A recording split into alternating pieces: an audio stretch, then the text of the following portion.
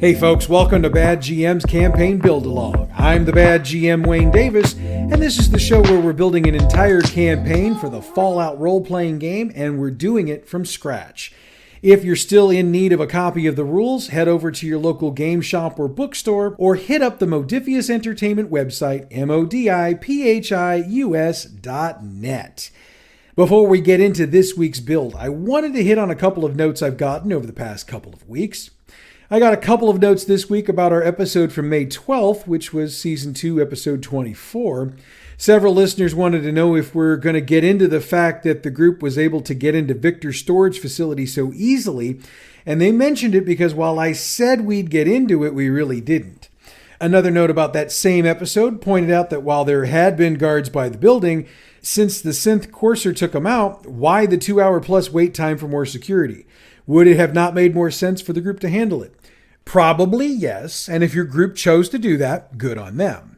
I've also been asked multiple times when we're going to start really getting into that increased importance of Victor that I've been hinting at since before we started the second act. Answer, I think we've sort of already started doing that, though it's a pretty slow burn. Over the next several episodes, I think it's going to start becoming a lot clearer. So, those are the notes, and with those covered, let's recap last week's build so we can get to building new stuff. The last build began right after the group and Victor returned to the third base saloon. After having been attacked, he was 50 kinds of mad, and he was working his way through his thoughts with the group. Ultimately, he decided that he believes Garson Tactical is being set up, and he also believes that Longsworth didn't do it, mostly because of the timing. The decision he made was to send the group to see Melanie Zombrowski to feel out whether or not she was involved, and in the meanwhile, Victor would dig up information on Jesse Arnott, the new player in the Barnabas O'Reilly world. They met with her, determined that she was not only not involved, but was also interested in meeting with Victor to discuss working together, and they agreed to inform him. They were then sent to discuss the situation with Jesse Arnott, who admitted that he not only had nothing to do with the attack, but intends to stay neutral as things continue on. They probably also found out he's a chem addict, which would explain why the reputation they'd heard about wasn't what they got. The group was present in the third base saloon for Victor's meeting with Zombrowski, and while they didn't hear any of it, Victor reported to them after the fact that Zombrowski has agreed, for the moment, to share information with Victor concerning any and everything they can come up with concerning who might want them all eliminated. And she also noted that there have been odd-looking people on the outskirts of the Lemp Brewery, mostly at night. None of her people can get close enough to figure out who they are, so Victor volunteered the group to handle it. He did say he would pay each member of the group for doing this task, but he also noted that he wanted them on the job at 10 p.m. that very night. And that's where we pick up today's build. The group has a couple of hours to work out a game plan for how they want to handle the job. To help them in their planning, let's lay out the land here. The Lemp Brewery takes up a couple of city blocks, and since the group's been there before, they're aware that while the brewery itself has been rebuilt, most of the housing around it has not, and Interstate 55, which ran alongside the eastern end of the property, was so badly destroyed during the bombing, it's a complete wreck. So they've got plenty of options for places to set up for observation. Victor didn't have any specifics to give the group, and with Melanie Zombrowski gone for the evening, the group can either approach the brewery and hope she's informed the security on site that they're there, or just take their chances. Victor will be willing to once again lend them the communication gear and night vision goggles, since they're doing a job for him at his request, so they can factor those into their plans. It would also be wise to have rifles of some type, since they may need to hit someone at distance. Stim packs would also be a smart addition to their packs, since they have no idea what they're getting into. So, as I said, the group's got plenty of time to get their plan together. Just remember, it's going to take them about an hour to get to the brewery. They need to be there at 10. The meeting ended, just take your time into account here. Should be plenty of time to do everything. We are once again going to be kind to the group as they walk to the brewery and not have them hit any encounters. Once they get there, they can and should take their overwatch positions. One thing you'll need to make sure is clear is how they're spreading themselves out, because that's going to come into play shortly. Now, I'm not going to get into a lot of detail about the early part of the watch, because that's really for you to lay out how you see fit. I will, however, give you a couple things you can build off of. Nighttime in this part of the city is dark. I mean, heck, it can be that way now since it's just far enough away from downtown that other than some streetlights, there's not a lot of extra light from a ton of buildings. So in the Fallout world, the lights would be coming from the brewery itself. So being on the edges of the brewery property means it's going to be quite dark, and that allows for playing up creepy stuff. We've been really clear throughout the build of this campaign that there are a lot of reasons to not be out on the streets after dark. And while the group might think themselves beyond that by this point, there should be enough distant gunfire and movement to have them turning their heads to make sure they're not going to get jumped. I mean, heck, if you really want to make this complicated, toss some feral ghouls at them. I wouldn't make it too tough, maybe one less than the total number of the group, but the fight would cause the group to have to get back together to deal with things, which would also allow you to mess with them some more. And for those who believe I enjoy messing with my group a bit too much, you may be onto something. I don't suggest doing it to be mean or cruel. I do it because it gets the group to have to consider more things than just the basics of what they've got planned. So maybe messing with them isn't the correct term to use. Challenging them might be a better term. Anyway, this will play through for a couple of hours, and the group will probably be getting bored. They'll see some movement from the brewery from time to time, but they can easily confirm that it's security conducting rounds. Theoretically, the group is far enough away to avoid being spotted, but this is yet another thing you can use to take the group's focus off of checking for outside threats. But it's also very possible your group won't take the bait, or at least not all of your group. Around 1 a.m., the group's patience is finally rewarded. However, we're going to make them earn it. Perception plus luck, difficulty 3. And we'll make an exception to the usual rule that only one person can assist. Since this is really important, we'll allow for 2 to assist. They notice a pair of 2-person teams that appear to be scoping out the brewery, though they're at least 500 yards away, and they're using binoculars to do their scouting. From what the group can see, they're dressed in the same Garson tactical gear they've become accustomed to seeing. They also note laser rifles across their backs, waiting to be used if need be. Now, unless your group has a missile launcher or a fat boy, they won't be able to get close enough to engage without being seen. And the group might decide not to engage but to follow.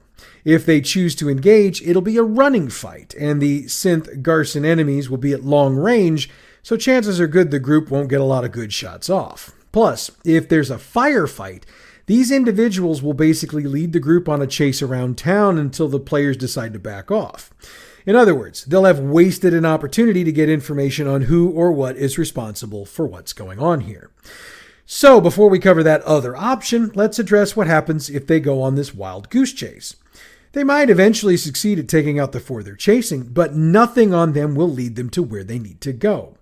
Though, now that I think about it, your group might decide to take a synth head with them because of the processor, so I guess there could still be a chance. That would require a trip to Victor, who will be a bit frustrated with them for engaging rather than following, but he can take the head to have it processed for information. Now, if they chase and come up completely empty-handed, their return to Victor won't be quite as positive because he'll be exceptionally annoyed with them for not following them to wherever they came from.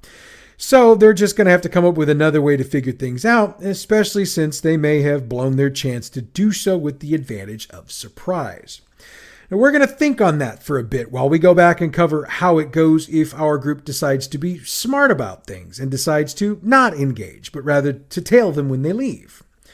So the 4 synths, I'm just going to call them that to keep it easier here, will work the perimeter of the brewery, scoping out the security, access points, and any other information that might be relevant if one were to, say, be interested in assaulting a fortified position. Not saying that's actually what's going to happen, but, well, you never know, do you?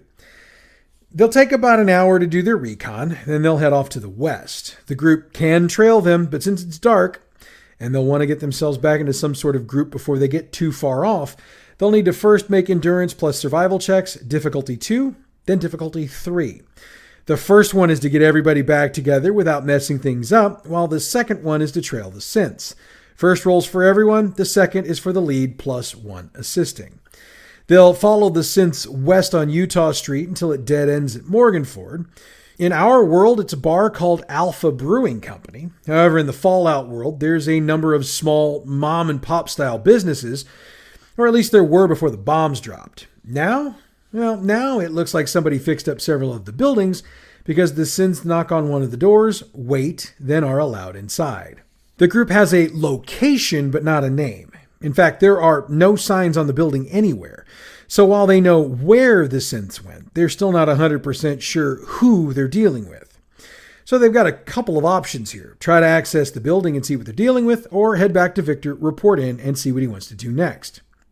Look, I know how I want this to go, but I also know my group. So while I will write it up for the group to head back to Victor, I also feel the obligation to write up what happens if the group decides to approach and or enter the building, since I know my group is probably going to do that. So let's start with the getting into the building thing. The first thing the group's going to want to do is a bit of recon of the building on their own. However, they're going to be in for some big surprises when they do. First, there are machine gun turret MK3s every 10 feet across the rooftop, and they will start targeting and firing as soon as the group gets within 100 feet of the building. Now, they can see them, or at least a couple of them, well before they get that close, so long as they make their perception plus luck 2 difficulty check. This gives them the ability to either walk away or figure out how to deal with them. To access the door the synths entered, they'll need to take 2 turrets out. Stats are on page 378. But the group will probably decide they need to try another door, if there is one. Fortunately for them, there are 2, one on the north side of the building and one on the south side. The entrance the synths used is on the east side. Same idea with the turrets, so nothing here really changes. Now, they're not going to get off that easy, though. First, they're going to need to pick the lock on the door, which is perception plus lockpick difficulty 4. Once they've done that, there's an Assaultron robot waiting about 10 feet inside for anyone who's not authorized to be in the building.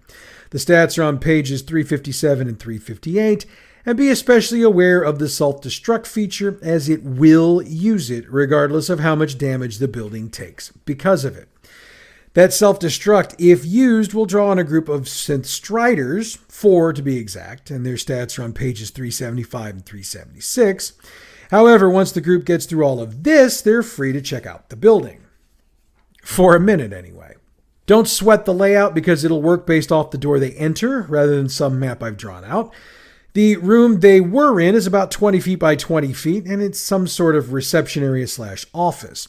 There's a desk in there with a computer on it, as well as a copy of Tesla Science magazine, specifically Will Robots Rule the World, which gives +2 to physical and energy damage resistances versus robots. It's on page 177 if you want to check my math here. There are also 2 doses of Day Tripper on the desk, and you can check the stats for that on page 165. There's also some shelves in the room, but they've got mostly junk items like old clocks, radios, and empty Nuka-Cola bottles. Heading through the doorway opposite the door they entered, they move into a 60-foot by 60-foot room that looks to be a production floor of some type, though the machinery is not familiar to most of the group. If you've got a ghoul that's at least 200 years old or a vault dweller of the same approximate age, they'll recognize the basics of it. It's the production floor for a newspaper. Specifically, the printing press is used. The group can even find a few copies of the St. Louis Globe-Democrat from the morning the bombs dropped, though they are brittle to the touch. Again, if they're looking for junk to recycle for parts, there's a bunch of it around here, and they can come up with some circuitry, a bunch of aluminum and steel, wood, and asbestos. Industrial-sized adhesive cans are in here as well, so there's a lot of stuff available for them to take for upgrades, should they be interested in doing so. There's a set of metal stairs on 2 sides of the room, one heading up, the other one heading down. We're going to cover both of these, starting with up. The stairs end in a small entryway around 15 foot by 10 foot. From here, there are 20 by 20 offices taking up the entire floor, with a 7-foot hallway between them. Each office is outfitted the same way: desk, chair, computer, filing cabinets, and a couple of shelves. The group can search these if they wish, but other than some basic items that can be used for upgrades, they don't find anything of value. Downstairs, however, is another thing entirely. The stairs lead directly to the basement, and this was obviously renovated by the current owners. And the group will quickly realize just how deep they've gotten into it because they come across a virtual army of synths. There are at least 30 of them sitting in chairs, and they notice the group as soon as they get down the stairs. Now, Unless they've got something like a fat boy, the wise move would be to run, which if they choose to do so, they'll be allowed to do with a half-hearted chase by the synths. Oh, and they'll know it's synths because they're all wearing the Garson tactical gear they've seen on more than one occasion. They can head back out the way they came, and they'll eventually get back to either their hideout or Diamond Pass, whichever they choose to go to. Now, let's get to Victor's reactions and what happens next. Obviously, the reaction depends on the action, so let's start by wrapping up what we just built. We'll skip the getting into Victor's office thing because by now the group can pretty much enter whenever they want. They'll give the report, and Victor doesn't seem overly shocked by it. He'll tell them that he's been getting more reports from others in the organization, and they've heard that there was an old building somewhere on the south side of downtown with a bunch of robots in it. While he wouldn't consider synths to be robots, he wonders if that location doesn't perhaps have some older generation synths in it without skin. Now that they have a location, they need to figure out who owns the building, and more importantly, who's giving the orders. Victor will note that that will take some time, so they'll need to be patient. And I'll get to what he's got in mind for them next in a moment. Let's roll the tape back and check how the interaction with Victor goes if the group didn't follow. You know, if they chased the synths and destroyed them or they got away. Victor's going to be, well, pissed. Sorry about the not so family friendly word there, but there's no other accurate way to put it. He's not going to yell or scream, but it'll be very apparent he's not happy. He'll point out to the group that the entire idea behind having them at the brewery was to figure out where these people or things were coming from, and by not doing that, not only do they not know where they're coming from, they probably won't get a second chance, since the element of surprise is now gone. So he's going to have to meet with Melanie again to figure out the next course of action. In the meanwhile, he's got something else for them to do, and he strongly encourages them to not mess this up. What's the job? Well, we're going to get to that next week, and that's because it's taken me almost an entire week to come up with this, and I want to make sure the job is worthy of our group. So we're going to stop the build here. And yeah, I know the show's really short. I'm sorry. I was worried more about trying to get this particular part of the adventure done and make it quality, and I think I've managed to do that. Now, I do want to point out a couple of things in this week's episode that are different from things we've been doing to this point. You'll notice I put in another magazine for the group to get their hands on, as well as detailing items that are available to use for upgrades.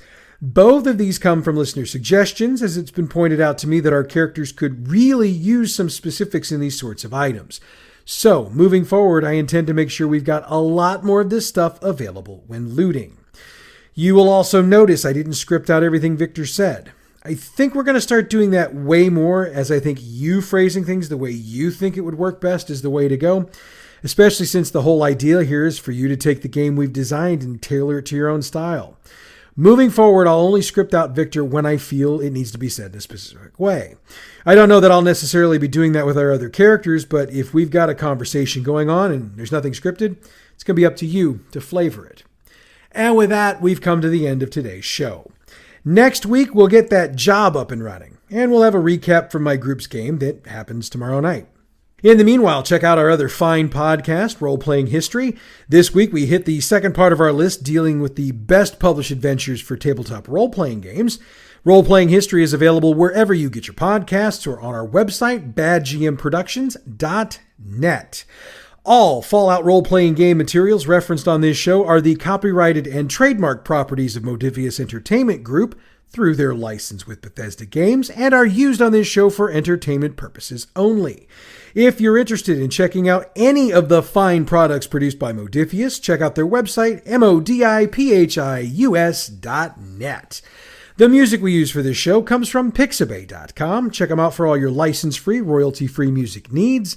Bad GM's Campaign Build-Along is a production of Bad GM Productions. Check us out on Facebook at facebook.com/gaming/BadGMProd, on Twitter at BadGMP, YouTube and Tumblr, Bad GM Productions. You can email us, badgmproductions@gmail.com, and online the website is badgmproductions.net. Next week, we send our group out on another job while Victor tries to figure out the next move. And we get a recap of how my group has been working through what we've created. That's next week, though. Until then, I'm the Bad GM Wayne Davis, and I'll see you at the game table.